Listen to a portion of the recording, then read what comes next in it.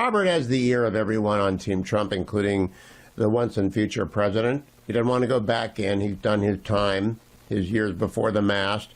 But he, by saying go back in, I mean do a second Trump term. But he's available, and the former and future president talks to Robert often. So whatever he says, you ought to stop and listen to very closely. He and Alex Gray, probably the most important outside voices for being heard inside the new administration. So here's Robert with Jason Chaffetz yesterday, cut number 8. How is Trump going to deal with things differently with China? What's at the top of the agenda? Well, Happy New Year, Jason. Thank you for having me on.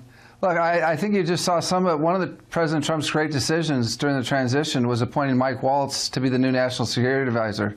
Mike's going to be a terrific NSA. He's going to bring strength back. He's a former Green Beret.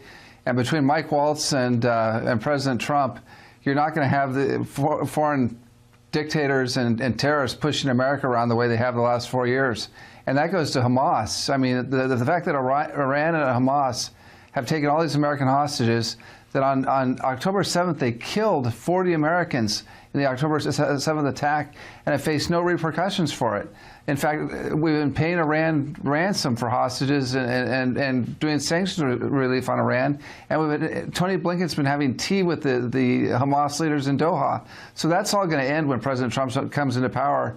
And what I've said is that the Hamas leaders, both in Gaza and outside of Gaza, if they don't release the American hostages, my guess is they're going to end up like Baghdadi with a Belgian Malinois military working dog chasing them down a tunnel, and that'll be the last thing they see in their life if they don't let those American hostages go. The Hugh Hewitt Show, weekdays at 5 a.m. Listen on the 9:30 a.m. The Answer app or watch on the Salem News Channel and stay connected with 9:30 a.m. The Answer.